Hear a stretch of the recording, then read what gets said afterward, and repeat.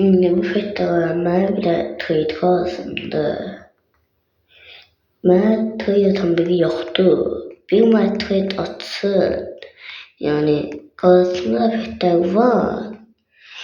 Yani bir 290 milyon, 110 milyon, 392 milyon, 524 milyon var. İstiyorsa yani alıcı değil, ben sunuşmalı. Gagasına da değil, sersin. Yani trade eriyin en işleminde. Yani gagasım trade'e bayılır. Yani bir de gagasımın en sevdiği pet Esok'tu. Yani biri Esok verirse 100 milyon üstü, 200 milyon falan verir. O yüzden Esok vermeyi diledim. Kardeşim hesabımı sarıp Esok aldı benden. Tabi hesabım onda vardı.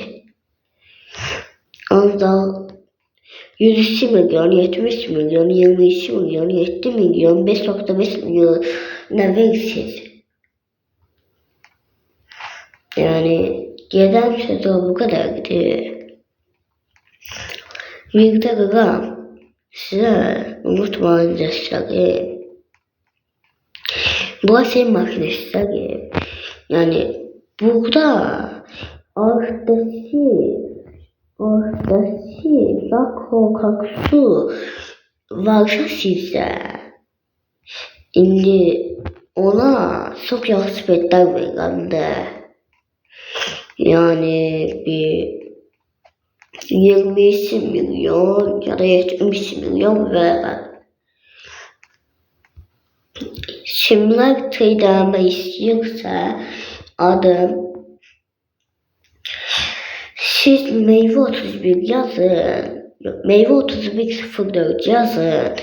Derece ancak böyle bir sıkıntı var ki kardeşim pek sunucuya alınmalı sevmiyor.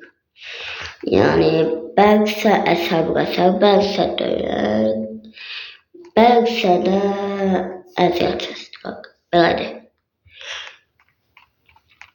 Neyse yayınımız burada bitmek üzere. Şimdi teklif varsa şimdi çete yazabilirler. Şimdi eski petleriniz nerede onu diyin. Yani onu yazın. Bunlar ne varsa onları yazın ya da kalıyorsun ne varsa onu yazın.